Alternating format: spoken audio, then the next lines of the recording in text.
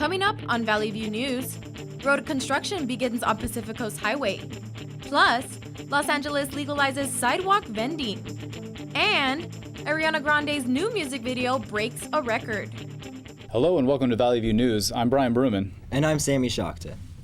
An alleged assault on a CSUN student last week was caught on video by the victim, and the student community was there to help. CSUN student Gasit Kajejian noticed a man following her as she rode a Lime bike into campus. He followed all the way to her class building. Then she says he grabbed her hair. She ran inside the building where he followed her, so she started filming him. Go ahead and tell everybody what the you're doing. What the are you doing? What love? I don't know you. Out of here! He allegedly grabbed her by the throat, but bystanders pulled him off. He ran from the crowd that had gathered around, but was tackled and arrested by a CSUN police officer. CSUN Police Chief Ann GLAVIN says it was the best possible outcome. The good part of a traumatizing situation is that we had student community members who helped each other and ultimately helped us, the police, CSUN police, arrest this guy. The attacker has been identified as Peter Way. He's facing 2 charges of felony assault with a maximum sentence of over 13 years in prison. The victims went to court to see Way be charged and are happy with the results. I mean, the victim in particular, the second one, who did a lot of kicking and screaming, was still in a feisty, fighty mood and said she was glad what she did and appreciative of what bystanders did and very appreciative of CSUN police. She was so glad this guy was in jail and locked up. Criminal proceedings have been put on hold, according to the Los Angeles DA's office. A defense attorney said there's doubt about Way's mental competency to stand trial. The man who allegedly attacked a CSUN student has a history of aggressive behavior. Valley View's reporter Veronica Barriga has the story. The suspect, Peter Way, is a member of Gracie Barra Gym, where he practices Brazilian Jiu-Jitsu, a form of competitive martial arts incorporating choking techniques and submission holds. Gracie Barra is about 2 miles from CSUN. Amanda BERMEJO trained with Way. He wasn't aggressive just by looking at him or talking to him. He was very talkative and he really wanted to get close to you. The aggression didn't come out till on the mats, and then it was full on. BERMEJO practiced with Way often during routine sparring sessions known as rolling. She recalls being shocked by Way's intensity. She says the alleged attacks on 2 female CSUN students didn't surprise her. Especially when one of the victims said that he looked like he was going to revenge on her. That's when I'm like, yeah, I know that feeling because I felt that too rolling with him. CSUN's police chief, Ann GLAVIN, says fighting back against an attacker is key. She also says it's important to draw attention to the situation by any means necessary. And so you have to do what you have to do. And if that means fighting back, kicking, screaming, getting other people's attention, you've got to do it. And these women did it and did it well. Valley View News reached out to the owners of Gracie Barra Gym. It is confirmed that Peter Way is a member and practices jiu-jitsu at the gym. However, they declined to comment on the story. In Northridge, I'm Veronica Barriga reporting. Some CSUN students praise the victim for filming the incident, but others say there are always more ways to be safe. I would have recorded it just because nowadays a lot of people don't believe women or any assaults that happen to women, and so I feel like we have to have proof in order for someone to believe us. So I do feel like it was a good thing that she recorded it. Honestly, just stay with friends because she was alone. About the recent incident, she was alone and she ran and nobody knew who she was. So if she was with friends, maybe it wouldn't have happened. Although the attack happened in Bookstein Hall during daytime hours, students should always be aware of their surroundings. Emergency blue light phone call boxes are all over campus. Safety escorts are also available to walk students to their cars. It's important to avoid walking alone, especially at night. A new law might change the way Californians buy food and snacks from street vendors. Valley View's reporter Londi Sagastume has the story. This is a sound that brings joy to many people, but to others, it's a sound that's part of simply making ends meet. The Los Angeles streets have always been filled with street vendor culture. Now, Governor Jerry Brown signed the Safe Sidewalk Vending Act. It's a state law granting permits legalizing street vending. Rick Coca is a spokesperson for council member Jose Huizar. He says the new law is great news for low-income immigrant families who contribute to the local economy. They're not going to get their equipment confiscated. The public knows what they're eating is safe because it's gone through county health and has that, verification. And so it's a win-win for everybody. Rosalia has been street vending for 4 years. She says she's blessed to finally be able to earn an income without the police taking away her merchandise. We will work with more tranquility, more responsibility, but it will be better for us.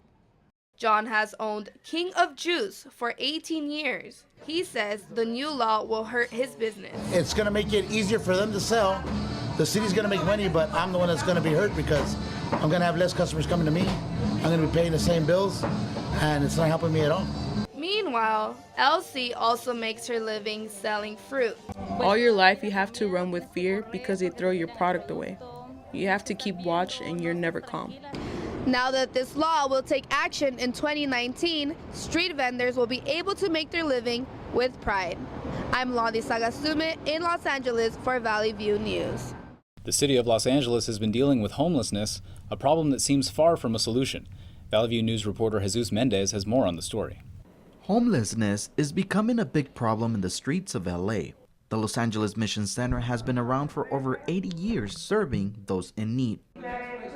Steve SCHULTZ is the Vice President of Programs and Emergency Services at the facility. He says resources are available for those who want to turn their lives around. Some people are very comfortable with doing that. Other people come because they're broken and they no longer can manage it themselves. And they say, I need to change, I need help. The facility offers a place for people to eat and stay overnight.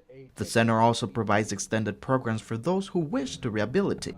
Victor Lozano came to the center 11 years ago when he ran into trouble with the law. And it actually saved my life because although I wasn't doing drugs at the time, I was carrying 2 guns. So that would have been strike number 3. He now works at the facility and says he is blessed to help others. Although he's one of many who took advantage of the second chance, not everyone is willing to do the same. The system is somewhat designed for those people that want that kind of lifestyle, and they're living the lifestyle. SCHULTZ says the government and the nonprofit organizations need to work together. Focusing on helping people. These are human beings that we need to help. The objective here at the Los Angeles Mission Center is to rehabilitate individuals who lack resources and integrate them into society. In downtown LA, Jesus Mendez, Valley View News. Funeral services were held for George Herbert Walker Bush, the 41st president. He was 94 years old. He was also the father of George W. Bush, the 43rd president, who eulogized him. One memorial service took place at the Washington National Cathedral. His burial was Thursday in Texas, where he was laid to rest next to his wife, Barbara, the former First Lady. Their daughter, Robin, is also buried in the same plot. I made mistakes, but they don't measure up to regrets. He was the nation's oldest living former president. The Academy of Motion Picture Arts and Sciences has undergone some big changes since the Oscars So White controversy. Here's Isabel Ochoa with more on the story.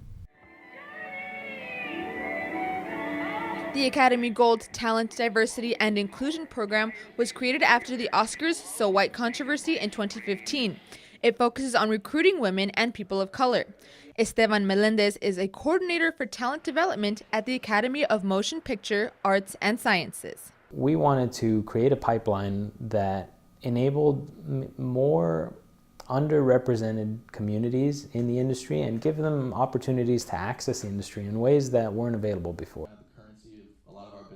The program lets interns meet aspiring cinematographers and other industry professionals.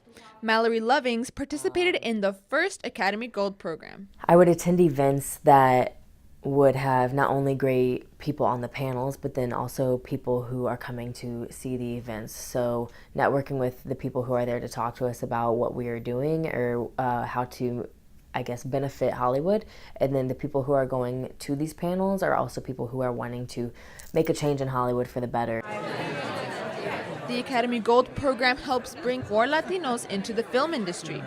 Esteban Melendez says Latinos need programs like this.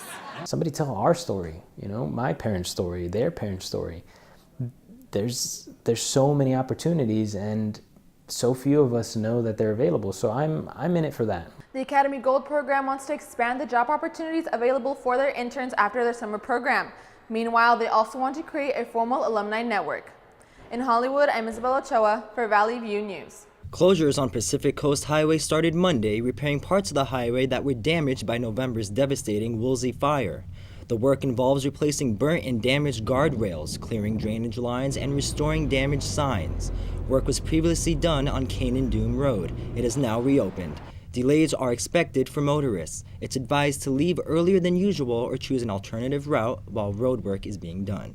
This will be the beginning of a 20-mile stretch of road closures that will take place. The average price of gas in LA County has dropped to its lowest point since March. The average price of a gallon of regular gas dropped 33 cents over the past 41 days to $3.54. The average price is 26 cents lower than 1 month ago, but is 34 cents higher from more than a year ago. This is the longest streak of gas prices dropping since 2016. People are getting ready for the upcoming holiday season. Valley View's Chris Farias has the story. The holiday shopping season does not end after Black Friday.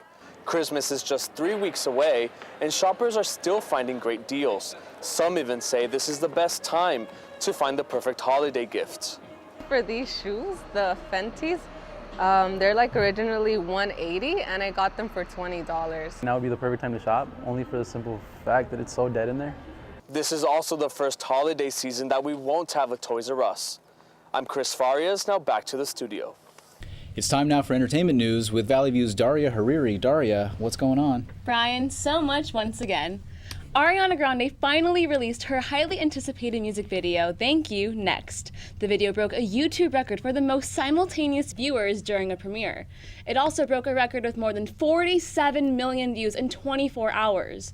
The song was Grande's first #1 on the Billboard charts. The empowering breakup song's video pays homage to 4 romantic comedies of the 2000s, Legally Blonde, Mean Girls, 13 Going on 30, and Bring It On. So, thank you to you, Ariana, and on to the next story. As the holiday season approaches, the Los Angeles Kings Holiday Ice is a popular attraction for many family and friends. Valley View's Jay Davis has more on the story. It truly is the most wonderful time of the year, as all of the lights of LA Live create an inviting holiday destination for many families. Besides the Christmas vibe and everything, it's very family friendly and it's very convenient, and a lot of the staff here are very friendly with you.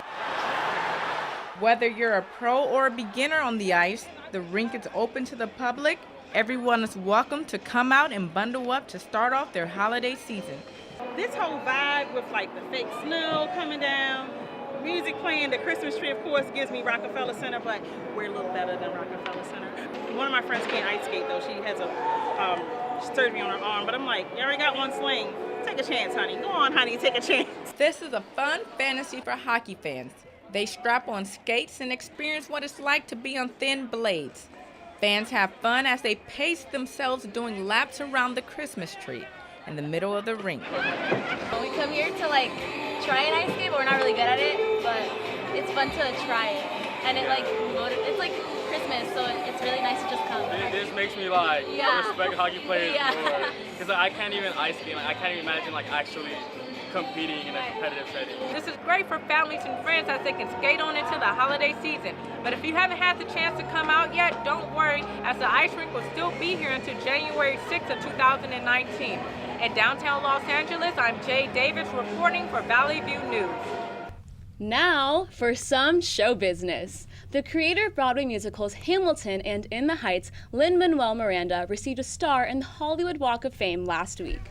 It means the world to me that my star is outside this theater because I love it so much. In the Heights and Hamilton, we're both here. But the fact that there is a star marking where I got to say these lines is, I cannot tell you what a dream come true that is for me.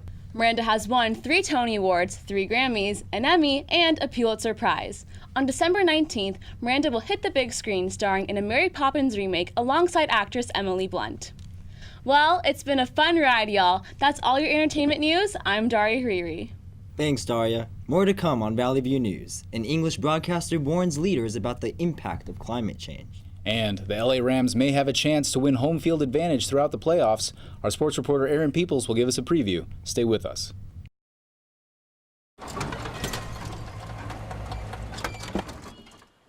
Leah, did you put a new dent in that? This one? No. Were you texting and driving again? Yes. Hi, Leah. Hi, Dad. Sorry about your bumper.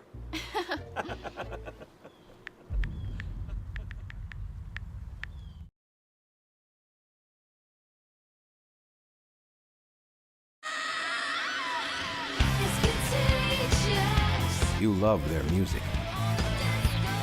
Why would you steal it? When you illegally download your favorite band's music, they might just disappear. Downloading music without paying for it is just not cool.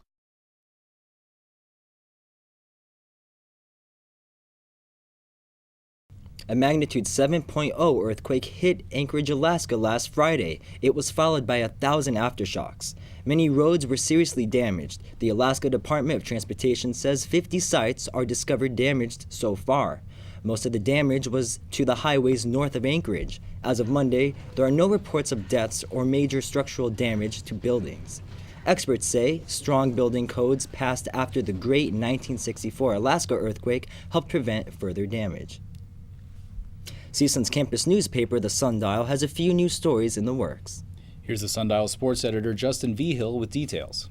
Thanks, Sammy and Brian. Right now in the Sundial, we have a story on the man who allegedly sexually assaulted 2 CSUN students. We also have a very moving profile on a CSUN social work student from Peru. And in sports, Lamine Gian and Shannon Fluker continue to dominate the men and women's basketball team. We have an upcoming story on the potential of 2 Big West Players of the Year coming out for CSUN. It would be the first time the award would be given to 2 basketball players of the same school in over 30 years. That's it for us at the Sundial. Back to you guys. Thanks, Justin. From issues with natural gas to climate change, here's international news reporter Catherine Molina in our Digital Media Center. Thank you, Brian. Qatar will quit the Organization of Petroleum Exporting Countries early next year. Qatar's energy minister said they're leaving OPEC to focus more on natural gas. They want to boost natural gas production from 77 million tons yearly to 110 million. The country will still attend OPEC's winter meeting in Vienna, scheduled to begin Thursday. Nature broadcaster David Attenborough warned world leaders that climate change could lead to the end of the natural world. At the opening ceremony for the International Climate Conference called COP24, Attenborough said now is the time for action. The continuation of our civilizations and the natural world upon which we depend is in your hands. Representatives from 200 countries attended the UN-sponsored conference. Mexico's president signed an order to investigate the disappearance of 43 students missing since 2014. President Andrés Manuel Lopez Obrador says he wants to clarify facts and get justice for families. During the signing event, family members counted from 1 to 43 in remembrance of the victims. This was the first official order of Lopez Obrador as Mexico's new president. That's it from around the world. Now back to you guys in the studio. Thanks, Catherine. Los Angeles bounced back in sports this week. Here's the latest with Aaron Peoples. But first, we go into horse racing. Horse racing goes back thousands of years, well before any other recognized sport. But with as much history comes a lot of mystery. Here's Valley View News sports reporter Brandon Benitez with more.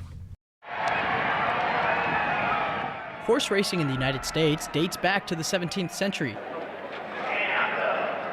The Del Mar Fairgrounds hosts a sport that, on the surface, seems simple. Fastest horse wins. But the truth goes deeper than that. You got to figure out what strategy to go into every race, really. Where the horses are going to be during the race and where I want to be and where I think I need to move. Jockeys prepare physically by maintaining a preferred weight. Strategically, their preparation for each race changes often. Every horse is different, and you got to ride them that way. You know, there's speed horses, there's horses come from out of it. You know, the distances change every day, every race. Picking the right horse is a gamble. They have a short window to meet expectations. The consequences can range from relegation to forced retirement. The better ones, you look for the better races, and the ones that aren't so good, you look for what we call claiming races. That means somebody else can buy that horse in a race. Horse racing carries a lot of uncertainty. The horse's performance can vary drastically. That's why their owners and trainers put their stock on the riders. The riders here in Southern California are the best in the world. So they can get on. Sometimes the best thing is for them not to know and just get on and ride. Although it may seem like speed and endurance is enough to win, strategy and consistency is the key to getting to the winner's circle. From Del Mar, I'm Brandon Benitez, Valley View News. After the Saints lost Thursday, the Rams have a chance to win home field advantage throughout the playoffs. And Ndamukong Suh returned for the first time to face the Lions, the team that drafted him out of college. The game is tied at 3 in the second quarter when Jared Goff drops back and throws a dagger to a crossing Robert Woods for the touchdown to put the Rams up 10-3. In the third quarter, the Lions start a comeback with Matthew Stafford lobbing a pass to offensive tackle Taylor Decker for his first ever touchdown to bring the score to 16-13. But in the fourth quarter, Aaron Donald blasts through the offensive line and leaps for the strip sack to end the Lions' comeback. The Rams win 30-16 to become the NFC West champion for the second year in a row. The Chargers go to Pittsburgh in a battle of two playoff-bound teams. The Chargers start a comeback as Phillip Rivers drops back and throws into double coverage, getting a lucky bounce, and Keenan Allen catches a tip drill for a touchdown. Desmond King catches the punt, making three guys miss as he sprints 73 yards for the touchdown to tie the game at 23 in the fourth. Chargers pull out the late game win after getting 3 attempts to make the game-winning field goal, and the Chargers win 33-30. It's been 5 years since the Lakers and the Clippers were in the playoffs together. This year, both are in the top of the Western Conference. The Purple and Gold takes on the Phoenix Suns at Staples Center. First quarter, Suns up 18-5. Devin Booker puts up the floater, pushing the early lead to 15. Back come the Lakers. Second quarter, Michael Beasley drives, then finds Brandon Ingram for 3. That ties the game at 31. LA keeps it rolling. Later in the second quarter, LeBron jab steps, then hits the jumper, plus the foul. LA leads by 7. Lakers cruise in the second half. LeBron finds Kyle Kuzma off the screen and sinks the triple. Kuzma finished with 23 points. 18 of them came in the first half. LA goes on to win 120-96. Shifting to the Clippers, DeAndre Jordan and the Mavericks playing against his former team. Second quarter, Mavs down 52-50. Dennis Smith Jr. lobs it up to you-know-who. Jordan flushes it to tie the game. Couple plays later, Smith Jr. drives before finding Harrison Barnes in the corner. He nails a 3, putting them up 6. Less than a minute left in the game, Mavs down by 1. Barnes misses the layup, but Dorian Finney-Smith tips it in for the lead. LA looking to retake the lead, but Jordan gets the steal and draws a foul. Clippers still have a chance. Tobias Harris has the ball in the post. He hooks it for the tie, but gets blocked by Smith Jr. Mavs hold on and win a close one, 114-110. This loss slaps the Clippers' 4-game win streak. Despite being 9-1 at home, their road record is 6-6. That's all for sports. Back to you guys. Thanks, Aaron. Coming up on Valley View News, a Florida woman goes missing in Costa Rica. Also, Microsoft becomes the most valuable company in the world. Stay with us. Do you know what to do? Yes. Bring it back to me. Then I'll give you your money.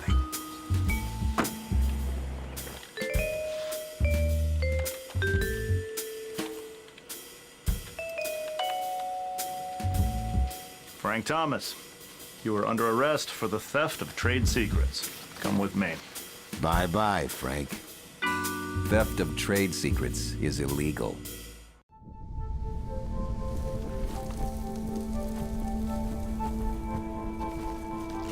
Eva Marie smoked 12,000 packs of cigarettes over 15 years. She quit, and now there's a new lung cancer screening that could save her life. You stopped smoking. Now start screening. No matter how much you smoked, early detection could save you. Talk to your doctor or learn more at savedbythescan.org. I came to CSUN to learn. I came to CSUN to grow. I came to CSUN to prepare. I learned to question, to answer, to encourage. I grew as a mentor, an ally, an advocate. I left CSUN prepared to uplift and embolden, prepared to challenge and inspire, prepared to teach. I'm Rebecca Milwaukee, and I'm a Matador.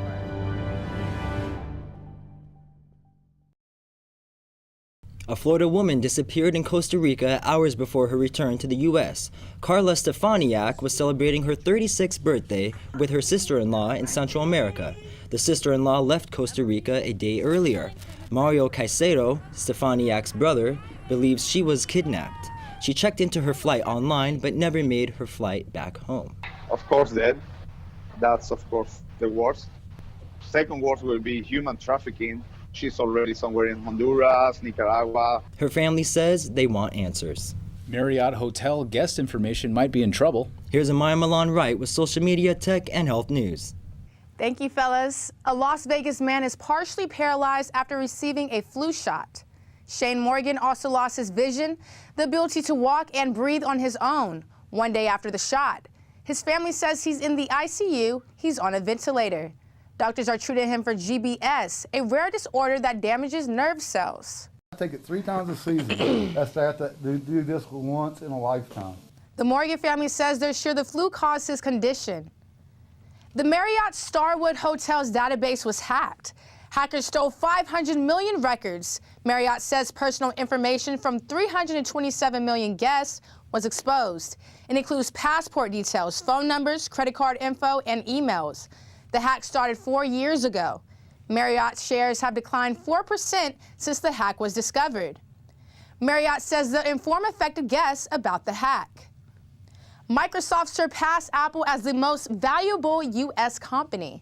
Apple's market cap is $847 billion. Microsoft is worth $851 billion. Microsoft shares fell nearly 20% in November, but it still managed to stay on top. Apple says they'll no longer disclose iPhone sales in order to avoid hurting sales. Apple says holiday sales won't likely reach Wall Street's expectations. Microsoft hasn't held the top money post in the U.S. since 2003.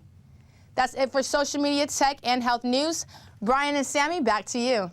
A couple was reunited with their lost engagement ring after it fell down a storm drain during the proposal ceremony. The couple, John and Daniela, are from the United Kingdom. Their proposal went horribly wrong during their visit to New York, but now things are looking much brighter for them. The NYPD tweeted in hopes to find the couple who lost the ring. After many retweets, the couple's finally reunited with their ring after they thought they would never see it again. The NYPD even made an official announcement letting the public know that the ring is now with its rightful owners. They also thanked the public for helping spread the message on Twitter. That's all for us this year at Valley View News. Thank you for watching. I'm Brian Baruman. And I'm Sammy Shakta. For news any time of the day, go to our website, sundial.csun.edu. It's been a pleasure.